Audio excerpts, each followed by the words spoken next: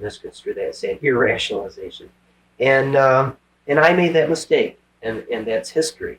On the other hand, was that in effect a learning experience to balancing carefully that I was being very realistic and methodical and so on, and compassionate toward, do I have a greater obligation for my wife Elaine and the well-being of my family, my 2 sons, compared to a single individual somewhere else in the United States? And we have to make those trade-offs. Now, I know that we could have survived as a family and done just as well off, having spent that several $100s and gone and hugged that person. So I can be judgmental in hindsight, saying I wish that I had. But I made a decision that no, the normal security and realistic finances, all those things that are a trade-off, and I had the right and a correct attitude for making that decision. I can't blame myself for my attitude at the time and the decision that I made. I can be judgmental in hindsight of that, saying that in hindsight of everything, that which I've learned, I wish that I'd used a little more of my intuition. Again, that attitude that is intuition. And again, the cautions that we have to be careful of, balancing between some people, the different phrases that we use, like reality. So this is the reality. Is you are moved to Sedona, Arizona permanently, but do you have the finances? Because what are you going to do? Go and sit on Bell? Oh, I didn't going to say that. Goodbye. If you need me, my new address is Bell Rock. In fact, you even know the spot. Yeah. From where we met each day, just up a little higher and a little bit to the right. And few people know that there's a little tree out there. You know where the little tree is? All right, it's on one of those ledges, and it's up almost to the top. And Mike McGinnis knows where it is, and I know he has a photograph of it. Mike, if you're listening, I want a copy of the photograph of the little tree that I want to claim as my spot. Again, where do you draw the line? Yes, a vacation. I'm searching now to see if I can get my son Tim or Todd with me there next year or another year, go back there. But is it unrealistic for me to be there? Yes, I already know this. Yes, it is, because I'm one of the few lucky people that knows that I am where I'm supposed to be, and comfortably so. Even though it's snowing out right now and everything else, that my place is currently and for the near future, Rochester, New York. And it's funny because I have little name cards, Tom Sawyer of America, but in America for right now, as opposed to the Middle East or in Berlin or anywhere else. And of course, I try to have those grassroots, and there's the reality that this is where I'm supposed to be, even though with my attitude and whatever else I can facilitate making a videotape like this, and so on, I can reach out to anywhere in the world and anywhere in the universe. Because I'm talking about in the middle of the night when I'm usually or mostly alone and still. People are sometimes surprised as to where you can go and what you can do. I've been getting into the Sedona trip.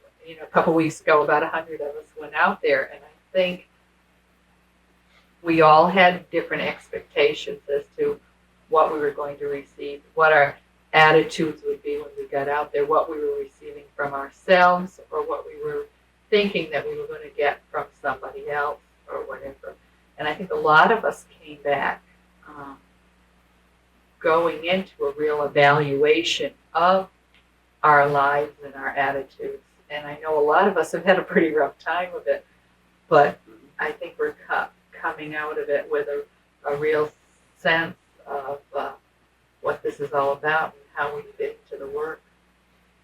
Yeah, because I want to use the word chaos, because an awful lot of people have derived or realized a great deal of chaos, either individualistically or in personal relationships or at the job site or regarding their attitudes, and say, oh, I feel a little more chaotic than before I went there. Yeah.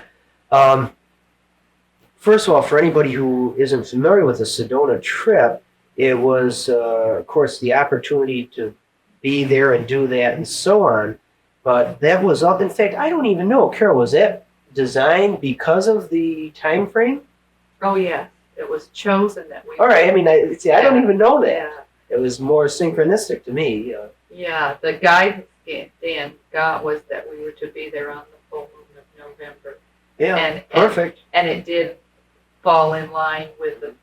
All right. Because see, again, in fact, I can't even recall now, like with you specifically, as to if you asked me the question, is this time frame significant to you at all? Do you have any? I don't think we inclinations? actually did. Well, because prior to the trip, I had already talked about, from my point of view, in other words, I don't read the bulletins or the books or like, I know I'm very ignorant regarding astrology or numerology and things of that nature that can either predict or have an indication that this is a priority time as opposed to any other time, and that if there's going to be, a great influx of spiritual energy, what would be the best scenario for me? Should I go to work that day? Should I be on Bell Rock? Should I be in Cathedral Rock? Or should I be at Airport Mesa? Wow, fantastic.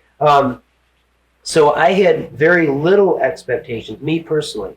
In fact, I was probably the most ignorant person regarding the location, meaning Sedona, Arizona. Why are we going there? Who is going? Because I was almost caught off guard. My attitude at the time was, when you first hinted that, would you like to go, Tom, was, of course, I want to go anywhere all the time with everybody. But no, that doesn't make much sense. In other words, does Tom Sawyer wish to or really need to go to a place like California or Sedona, Arizona? And it was, no, that's not justifiable. First of all, there would be money involved. It wouldn't be worth the money just for me to have another vacation or go and chat with another group of people, either at my expense or anybody's expense. And then it was also, no, I don't feel as though I will get anything additionally out of being somewhere else than wherever I will be. And I had not actually planned on being anywhere in particular during that time frame that I said was that full 7-day period from weekend to weekend.